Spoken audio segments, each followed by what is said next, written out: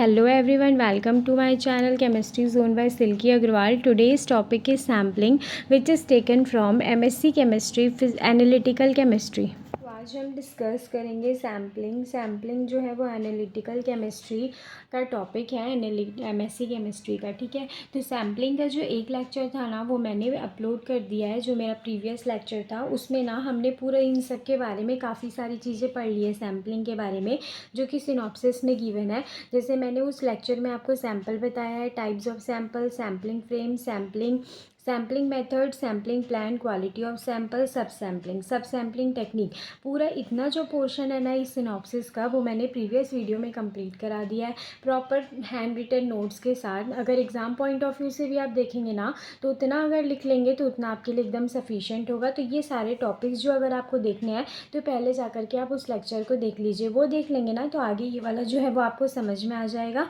तो आज का जो टॉपिक रहेगा ना उसमें हम डिस्कस करेंगे sampling of raw material, sampling of intermediate and sampling of final product. तो ये जो प्रीवियस वाला है उसको आप पहले देख लीजिए, उसके बाद फिर ये वाले को देखेंगे तो आपको ईजिली समझ में आएगा, क्योंकि अगर सीक्वेंस से देखते हैं ना तो वो काफ़ी अच्छे से समझ में आ जाता है। सारी चीज़ें ना एक दूसरे से लिंक कर रही है, सब जगह सेम चीज़ें ही यूज़ हुई है, लिखने में भी और समझने में भी आपको ना ईजी होगा जब आप एक बार उसको देख लेंगे। तो ये सारा जो टॉपिक है वो प्रीवियस वीडियो में है। आज जो टॉपिक है ना वो ये 3 टॉपिक है जिसको आगे हम डिस्कस करेंगे। तो प्रीवियस वाला जो लेक्चर था उसमें मैंने बताया था कि सैम्पलिंग क्या होता है और सैम्पल क्या होता है। तो स्टार्ट जो था वो सैम्पल से हुआ था कि सैम्पल क्या होता है। तो कोई भी एक बल्क से, मतलब एक बड़े एरिया से मेरे को क्या करना है, एनालिसिस करना है। तो मैं पूरे एरिया का ना करके क्या करूँगी, एक वहाँ से एक उसका पर्टिकुलर पार्ट को ले लूँगी। तो वो जो सबसे स्मॉल पोर्शन पार्ट होता है ना वही सैम्पल कहलाता है। ठीक है, अब सैम्पल को कलेक्ट करने के लिए अलग अलग मेथड होंगे, ऐसे ही तो नहीं हम जाएंगे जा कर के सैम्पल को ऐसे ही उठा लेंगे।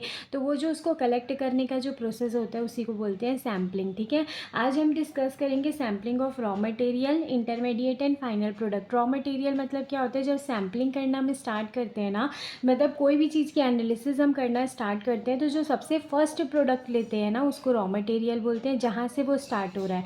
इंटरमीडिएट मतलब क्या होता है, जो रॉ मटेरियल और फाइनल प्रोडक्ट सैम्पलिंग करते टाइम, प्रोसीजर करते टाइम, जो भी एनालिसिस करते टाइम हमारा जो सैम्पल है, ठीक है, जो रॉ मटेरियल है उससे जो फाइनल प्रोडक्ट बन रहा है तो उसके बीच में एक प्रोडक्ट बनेगा ना उसको इंटरमीडिएट बोलते हैं, एंड लास्ट में होता है फाइनल प्रोडक्ट। तो तीनों की सैम्पलिंग क्यों की जाती है और तीनों को करना ज़रूरी, इंपॉर्टेंस क्या होता है, ये सारी चीज़ें आज के वीडियो में हम डिस्कस करेंगे। ठीक है, जिसमें सबसे फर्स्ट आता है sampling of raw material.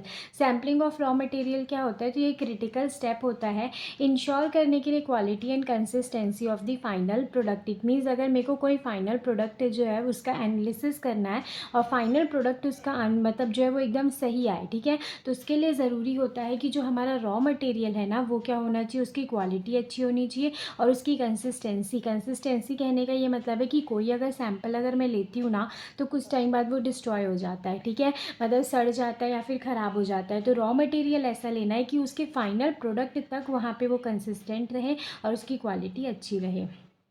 Raw material starting material होता है जिसको यूज़ करते हैं प्रोडक्शन में, and there quality can significantly impact the quality of the final product. ठीक है, जब भी क्या होगा, कोई भी प्रोडक्शन हमको करना है तो रॉ मटेरियल जो होता है वो स्टार्टिंग मटेरियल हम उसको प्रेफर करते हैं, कंसिडर करते हैं, और उसकी क्वालिटी जो होती है ना वो फाइनल प्रोडक्ट की क्वालिटी को काफ़ी ज़्यादा इफेक्ट करती है। इसलिए जब भी हमको रॉ मटेरियल हमको सेलेक्ट करना है तो उसकी सैम्पलिंग जब भी करते हैं तो बहुत केयरफुली करना होता है, बहुत सारी चीज़ों को ध्यान रखते हुए करना होता है। ठीक है, अब इसका इंपॉर्टेंस क्या होता है, रॉ मटेरियल की सैम्पलिंग करना, ऐसे ही रॉ मटेरियल नहीं ले लेंगे, ठीक है, पहले उसकी सैम्पलिंग करेंगे। तो वो करना ज़रूरी क्यों होता है, तो मटेरियल आइडेंटिफिकेशन, हमको उसकी आइडेंटिटी और क्वालिटी के बारे में पता चलेगा इसलिए करते हैं।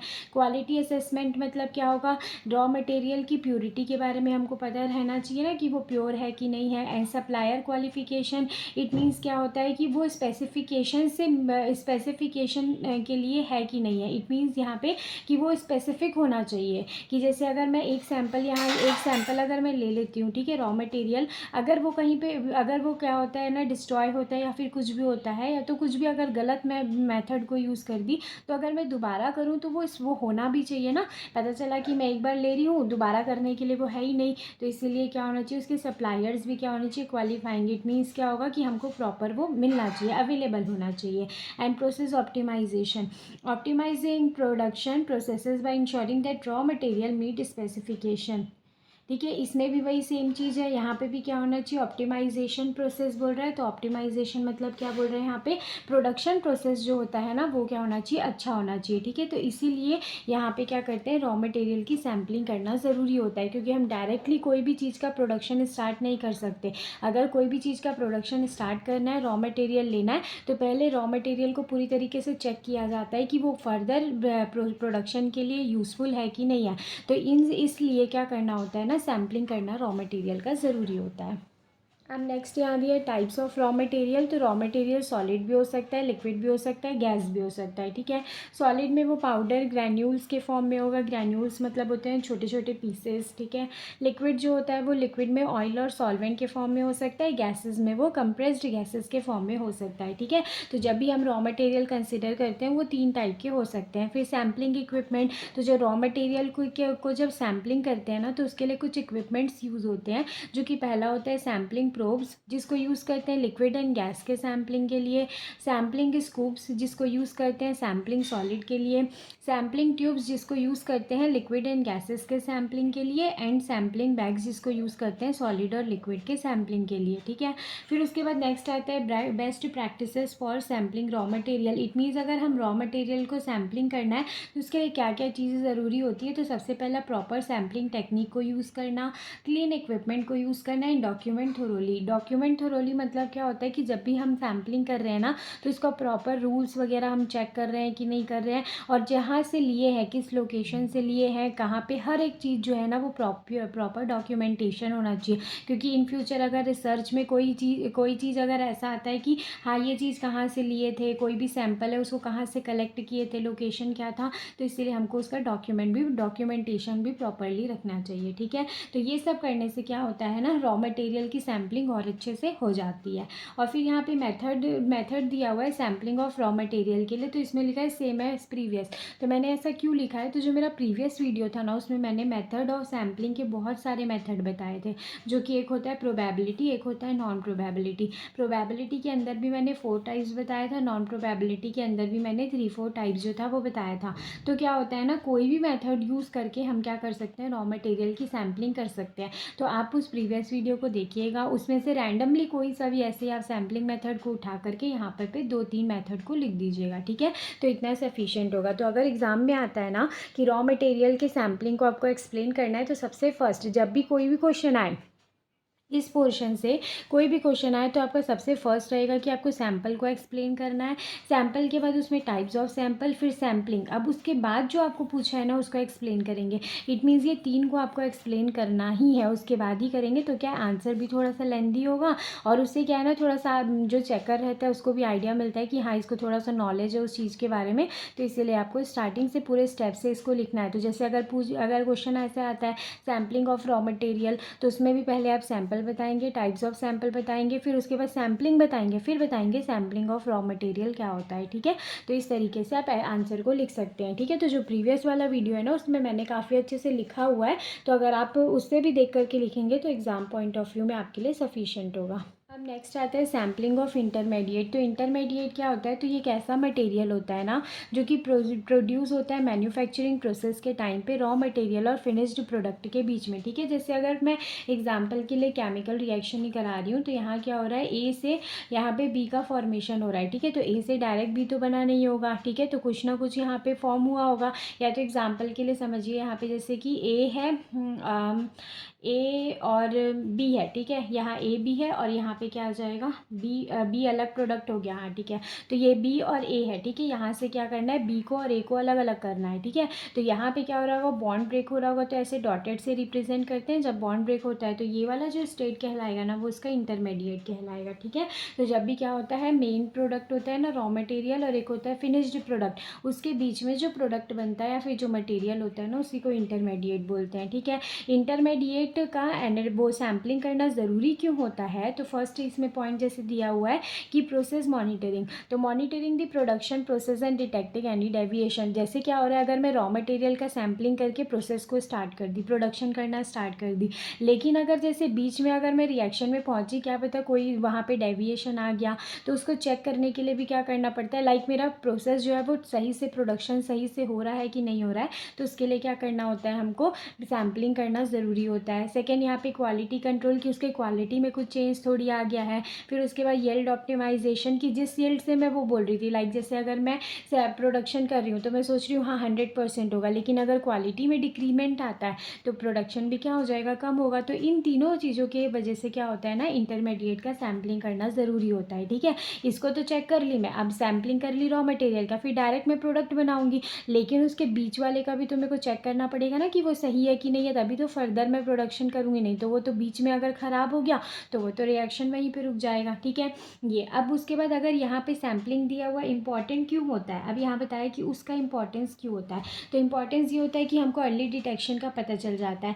जैसे अगर कोई प्रॉब्लम है तो हम वहीं पे रिएक्शन को रोक देंगे या फिर वहीं पे प्रोडक्शन को रोक देंगे, फिर उसके बाद नेक्स्ट फिर से स्टार्ट करेंगे, हमको जल्दी पता चल गया ना। वही अगर लास्ट में डायरेक्ट प्रोडक्शन में पता चलता तो हमको शुरू से सारा चीज़ करना पड़ता। ठीक है, इसीलिए हमको अर्ली डिटेक्शन के बारे में पता चलता है। फिर दिया है प्रोसेस ऑप्टिमाइजेशन, मतलब उसकी उसमें एफिशिएंसी जो है वो इम्प्रूव होती है। फिर उसके बाद क्वालिटी एश्योरेंस की, वही हमको पता चलता है कि वो फिनिश्ड प्रोडक्ट की जैसी क्वालिटी हमको चाहिए वैसी क्वालिटी मिलेगी कि नहीं मिलेगी। ठीक है, पता चला अगर मेरे को 100% चाहिए था कि क्वालिटी उसकी 100% अच्छी होनी चाहिए, और मैं यहाँ पे दी भी थी 100% कि मेरे को 100% मिलेगा, लेकिन आते आते क्या हुआ, सेंटर में अगर वो डिक्रीज़ हो गया, ठीक है, तो प्रोडक्ट की क्वालिटी भी क्या हो जाएगी, डिक्रीज़ हो जाएगी। तो इसीलिए क्वालिटी एश्योरेंस के लिए भी क्या करना होता है, सैम्पलिंग जो है इंटरमीडिएट का करना ज़रूरी होता है। ठीक है, फिर उसके बाद यहाँ नेक्स्ट आता है टाइप ऑफ इंटरमीडिएट, जिसमें 3 आते हैं, एक होता है रिएक्शन, एक होता है सिंथेसिस, एक होता है फॉर्मुलेशन।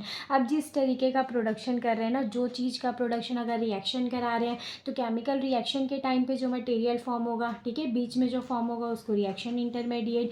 सिंथेसिस मतलब किसी चीज़ का फॉर्मेशन करा रहे हैं, उस टाइम पे जो मटेरियल प्रोड्यूस होता है उसको सिंथेसिस इंटरमीडिएट बोलते हैं। और फॉर्मुलेशन प्रोसेस के टाइम पे जब मटेरियल प्रोड्यूस होता है तो उसको फॉर्मुलेशन इंटरमीडिएट बोलते हैं। सैम्पलिंग ऑफ इंटरमीडिएट प्रोडक्ट में मेथड तो सेम वही जो मैं रॉ मटेरियल के लिए बताई हूँ ना, वही सेम वही करिएगा। वहाँ पे जो प्रीवियस लेक्चर है ना उसमें जाकर के सैम्पलिंग के मेथड को देखिएगा, उसमें से रैंडमली कोई सा भी आप 2-3 मेथड यहाँ पर लिख सकते हैं। ठीक है, फिर नेक्स्ट आता है सैम्पलिंग फ्रीक्वेंसी, कि जो इंटरमीडिएट सैम्पलिंग है ना वो करना कब चाहिए। ठीक है, तो हम तीन टाइम पे उसको कर सकते हैं। पहला बैच सैम्पलिंग होता है। बैच सैम्पलिंग मतलब क्या होगा, sampling each batch of intermediate, कि हम क्या करेंगे ना, जब इंटरमीडिएट का फॉर्मेशन होता है ना, तो जैसे ही इंटरमीडिएट का फॉर्मेशन होगा वैसे ही हम उसको सैम्पलिंग करेंगे। ठीक है, एक आता है regular interval sampling. Regular interval sampling क्या होता है ना, तो हम जब भी रिएक्शन कराएंगे, ठीक है, या तो कोई भी प्रोडक्शन कराते हैं तो हर एक घंटे में क्या करना है, हमको सैम्पलिंग करना होता है, तो वो होता है रेगुलर इंटरवल सैम्पलिंग। फिर आता है इवेंट बेस्ड सैम्पलिंग। अब ये सैम्पलिंग क्या होता है, तो जैसे रिएक्टर वो है, प्रोडक्शन हो रहा है, फाइनल प्रोडक्ट से बनने से पहले ना तो हम पूरे में सैम्पलिंग नहीं करेंगे, लेकिन जैसे ही हमको अगर यहाँ पे कोई चेंज दिखाई दे रहा है या फिर वो यहाँ पे कोई चेंज दिखाई दे रहा है, तो चेंज को देखने के बाद जब हम सैम्पलिंग करना स्टार्ट करते हैं ना, वो कहलाता है इवेंट बेस्ड सैम्पलिंग। ठीक है, तो इस तरीके से इंटरमीडिएट का 3 तरीके से सैम्पलिंग हम कर सकते हैं। फिर उसके बाद यहाँ आता है best practices for sampling intermediate. तो सेम वही चीज़ जो रॉ मटेरियल के लिए था ना, वही सेम यहाँ पे भी आएगा कि सैम्पलिंग इंटरमीडिएट के सैम्पलिंग के लिए अच्छे मतलब कौन कौन से तरीके होंगे जिससे कि वो अच्छे से सैम्पलिंग हो जाए। तो पहला वही कि प्रॉपर सैम्पलिंग टेक्निक को यूज़ करना, क्लीन इक्विपमेंट्स को यूज़ करना एंड डॉक्यूमेंट करना, टाइम टू टाइम उसका डॉक्यूमेंट करना और प्रॉपर डॉक्यूमेंटेशन उसका रखना, जिससे कि क्या होगा, इंटरमीडिएट का सैम्पलिंग अच्छे से होगा। ठीक है, अब उसके बाद यहाँ पे थर्ड आता है, पहले हम देखें सैम्पलिंग रॉ मटेरियल का, फिर हम सैम्पलिंग देखे हैं इंटरमीडिएट का, अब यहाँ पे सैम्पलिंग आता है फाइनल प्रोडक्ट की। तो जो फाइनल प्रोडक्ट का सैम्पलिंग होता है ना, वो सबसे ज़्यादा क्रिटिकल स्टेप होता है, क्योंकि हमको वहाँ पे उसकी क्वालिटी, सेफ्टी, एफिकेसी सारी चीज़ों का ध्यान रखना होता है प्रोडक्ट का। ठीक है, फाइनल प्रोडक्ट की सैम्पलिंग में क्या होता है, रिप्रेजेंटेटिव सैम्पल्स जो होते हैं ना फिनिश्ड प्रोडक्ट को, उनको कलेक्ट करना होता है, उनको टेस्ट करना, एनालाइज करना या फिर इंस्पेक्शन करना होता है। ठीक है, उसी को ही बोलते हैं सैम्पलिंग फाइनल प्रोडक्ट की। इट मीन्स जब प्रोडक्शन हो जाता है ना उसके बाद भी सैम्पलिंग करना होता है। ऐसा नहीं कि प्रोडक्शन हो गया गया तो अब हमारा काम ख़त्म हो गया, ठीक है। लेकिन सैम्पलिंग करना होता है फाइनल प्रोडक्ट फॉर्म होने के बाद। अब यहाँ पे इंपॉर्टेंस दिया हुआ है सैम्पलिंग फाइनल प्रोडक्ट। जब हम फाइनल प्रोडक्ट की सैम्पलिंग करते हैं तो उसका क्या क्या इंपॉर्टेंस होता है, क्यों उसको करना चाहिए। तो पहला है क्वालिटी एश्योरेंस की हमको वेरीफाई करने को मतलब पता चलता है कि जो फाइनल प्रोडक्ट में हमने जो क्वालिटी स्टैंडर्ड सेट किया था ना वो मिला है कि नहीं मिला है, ठीक है। जैसे अगर मैं क्या करी, कोई भी चीज़ को रॉ मटेरियल ली, प्रोडक्शन करना स्टार्ट कर दी, फाइनल प्रोडक्ट बन गया, हो गया, बस अब उसको सेल करना स्टार्ट कर दूंगी जगह जगह। लेकिन ऐसा नहीं होता, ठीक है। पूरा उसको सैम्पलिंग करना होता है कि हाँ हमने जैसा सोचा था, जिस क्वालिटी पे सोचा था उसी क्वालिटी पे वो फॉर्म हुआ है कि नहीं हुआ है, ठीक है। तो अगर हम सैम्पलिंग करते हैं फाइनल प्रोडक्ट का तो उसका इंपॉर्टेंस देखिए होता है कि हमको क्वालिटी एश्योरेंस होता है। रेगुलरिटी कंपाइलेंस मतलब क्या होता है, रेगुलरिटी कंपाइलेंस मतलब होता है कि हम इंश्योर करते हैं कि जैसा हमने सोचा था ना वैसा ही फॉर्म हुआ है कि नहीं हुआ है, मतलब बोलना चाहिए कंसिस्टेंट, ठीक है। फिर उसके बाद कस्टमर सेटिस्फेक्शन, कि अगर हम सैम्पलिंग करेंगे तभी हमको पता चलेगा ना कि हमने ऐसा सोचा था तो ये फॉर्म हुआ है, तो यही कस्टमर की सेटिस्फेक्शन, जो कस्टमर का एक्सपेक्टेशन है उसको फुलफिल कर रहा है कि नहीं कर रहा है, ठीक है। एंड प्रोडक्ट रिलीज, तो फाइनल वो sampling final product is often pre rescue site for product release, ठीक है। यहाँ पे प्रोडक्ट के फॉर्मेशन के टाइम पे सैम्पलिंग करना जो होता है वो ज़रूरी होता है, ठीक है। फिर इसका मेथड एंड बेस्ट प्रैक्टिसेस जो दी हुई है ना, ये भी जो सेम प्रीवियस का मैंने बताया, तो तीनों जो होगा ना तीनों एक जैसे ही होगा, थोड़ा थोड़ा बस तीनों में डिफरेंस है, बाकी सारा तीनों जो है वो सेम है। बस इसका एप्लीकेशन एक दिया है कि फाइनल प्रोडक्ट को हम उसको यूज़ कहाँ कहाँ पे कर सकते हैं। तो फार्माक्यूटिकल यूज़ कहाँ कर सकते हैं, इन द सेंस जो फाइनल प्रोडक्ट बनता है ना, तो फाइनल प्रोडक्ट की सैम्पलिंग हम कहाँ कहाँ पे कर सकते हैं। तो फूड प्रोडक्ट की भी कर सकते हैं, फार्माक्यूटिकल्स की भी कर सकते हैं और कॉस्मेटिक्स की भी कर सकते हैं, ठीक है। तो ये जो लेक्चर था ना इसमें हमने पूरा डिस्कस किया, सैम्पलिंग डिस्कस की, एक रॉ मटेरियल की, इंटरमीडिएट की, एंड एक एंड प्रोडक्ट या फिर बोलेंगे फाइनल प्रोडक्ट की सैम्पलिंग, ठीक है। सबसे पहले तो आप बता दीजिएगा डेफिनेशन की क्यों करना होता है, सेकेंड की क्यों ज़रूरी होता है, तो तीनों का इंपॉर्टेंस होगा। यहाँ पे रॉ मटेरियल में बस वो किस टाइप का होता है और क्या क्या टूल्स यूज़ किए हैं ये अलग से ऐड करना होता है। इंटरमीडिएट में कि कौन कौन से टाइम पे उसकी फ्रीक्वेंसी ऐड करना होता है, और यहाँ पे एंड प्रोडक्ट में बस इसका इंपॉर्टेंस और इसके एप्लीकेशन को आपको ऐड करना है, ठीक है। तो यहाँ पर जो था ना ये सैम्पलिंग का लेक्चर जो है वो ख़त्म होता है, जहाँ पे हमने सैम्पलिंग के बारे में काफ़ी कुछ चीज़ पढ़ लिया है।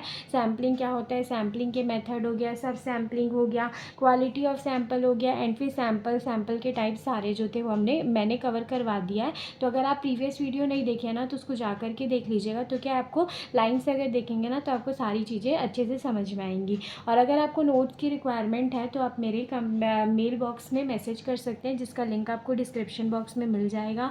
एग्ज़ाम पॉइंट ऑफ व्यू से कि एग्ज़ाम पॉइंट ऑफ व्यू के लिए इतना आप लिख देंगे ना एग्ज़ाम में तो इतना सफिशिएंट होता है। बाकी काफ़ी लेंदी ये टॉपिक था जिसको आप ब्रेक कर करके ही आता है एग्ज़ाम में, ऐसे पूरा डायरेक्ट तो एक बार में नहीं पूछेगा। तो जब भी फिर से मैं यही चीज़ बोलूँगी, जब भी एग्ज़ाम में आप आंसर लिखेंगे ना तो आपको क्या करना है, पूरे स्टार्टिंग से 2-3 चीज़ों को बताना ही है, कुछ भी वो पूछे, लेकिन सैम्पल, टाइप ऑफ सैम्पल और सैम्पलिंग को स्टार्टिंग में इंट्रोडक्शन में थोड़ा सा बताइएगा, उसके बाद ही उसको आगे कंप्लीट करिएगा, ठीक है। और अगर कोई नेक्स्ट टॉपिक आप सजेस्ट करना चाहते हैं तो वो भी आप कमेंट बॉक्स में सजेस्ट कर सकते हैं, नोट्स के लिए मेरे ईमेल में मैसेज कर सकते हैं, और बाकी भी और लेक्चर्स की वीडियो आपको मेरे चैनल पे मिल जाएंगे, तो आप उसके लिए भी वहाँ चैनल पे विजिट कर सकते हैं, जिसकी हर एक की पर्टिकुलर प्लेलिस्ट मैंने बना रखी है, तो आपके लिए वो ईजी होगा। और सब में हैंड रिटन नोट्स हैं, सब आप समझेंगे ना तो आपको अच्छे से समझ में आ जाएगा। एग्ज़ाम के पॉइंट ऑफ व्यू से अगर आपको लिखना भी है ना तो उतना आपके लिए सफिशिएंट होगा। Thank you.